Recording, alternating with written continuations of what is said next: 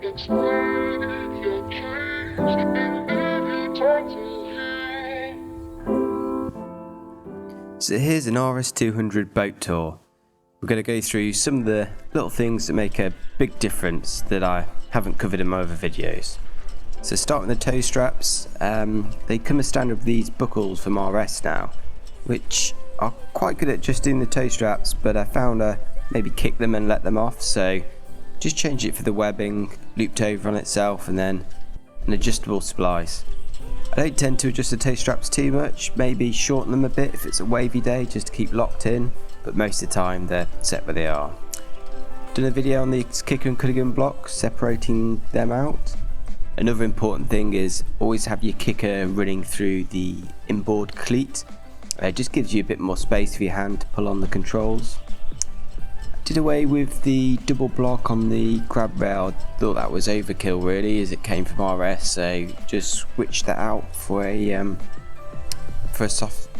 friction ring. Keeps it nice and neat. Cunningham in the outboard cleat. Going into the centre, got rid of the main sheet jammer. I've never really used the cleat. It's quite weighty as well, so just put a standard pedestal with a swivel on it. Is perfect. I've lengthened the elastic that goes through to the clip of the board, just so you have a bit more stretch in it to get it unclipped. But actually, we kind of don't clip our board down that much. We mostly just use tape on the inside of the centerboard case. So we've packed it out. When you pull the centerboard down, it kind of jams into that tape. Means if you ever hit the bottom, the board just comes up, and it also eliminates a load of slop, which is quite nice.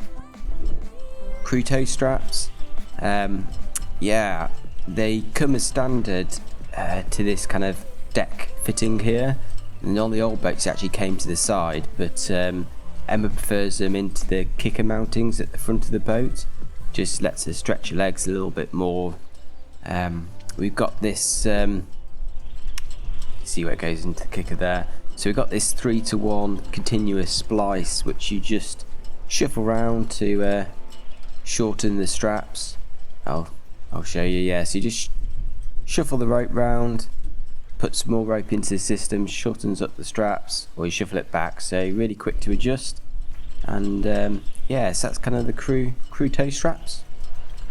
Going forward, what have we got here? Oh, a nice carbon compass bracket. What's really important about this is it gives a bit of separation from the mast to the compass, so it gives lots of space for your Cunningham to pass through without the block fouling the compass, and the carbon just looks super cool. On the downhaul, I've got this just tied up to Spinnaker halyard here, but I've got this loop over and an opening splice just loops over the top of this diamond knot, which is tied around the gooseneck. Quite often you'll have a loop that goes over the gooseneck, but forget to put it in, it's annoying. 4-to-1 jib halyard tension. I've done a video on that. I just changed it from a cascade to 4-to-1 to give range. Right, going forward, yeah, I got these O-links. I much prefer these to shackles. There's no shackle pin, and quite often it's shackle pins which are the culprit for tearing Spinnakers. So a couple of O-rings, a smaller one for the top and a larger one for the tack. Right, continuing forward, this is the Spinnaker tack line. Got just a Brummel lock and a soft shackle here. Just means it's always a consistent place on the tack line, no knots to come undone or anything, super strong.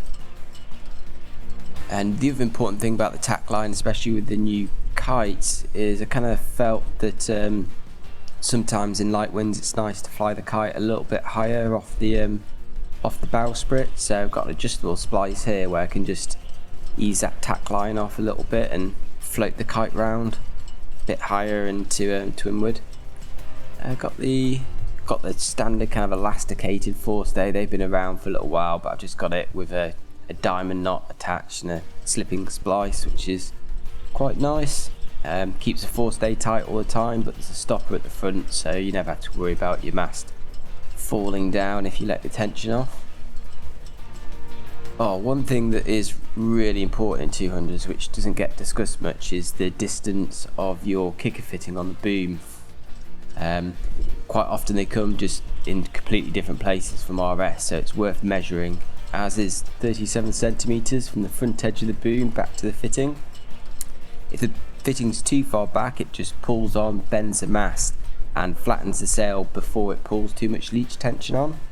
Conversely, if it's too far forward, it'll pull a load of leech tension, put pressure on the gooseneck, but won't actually flatten your sail. So making sure that fitting is in the correct place makes a huge difference.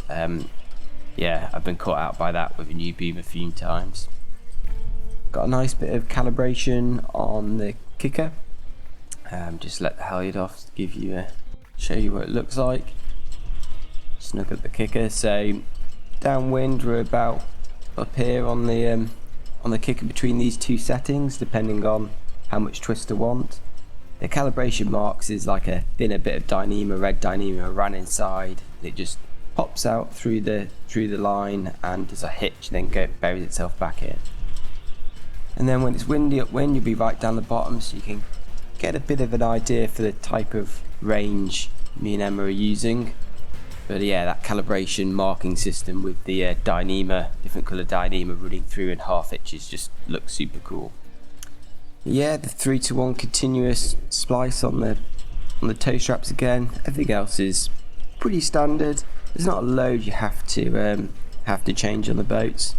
One thing I do like, we did this to our old boat, but now comes to standard, is some bottle cages underneath the thwart. So well worth gluing a set in if you've not got them. Looks a lot neater than elastics. Yeah, the bung, often just a little bit of Dyneema that you can pull to release it, and then a stretchy bit of elastic just to put it down in a hole. Then you can just ping it up. Elastic stops it falling down and blocking the hole again. Oh yes, one extra thing at the back of the boat is a bit of grip tape on the aft corner. This just stops you sliding out the back of the boat when it's breezy.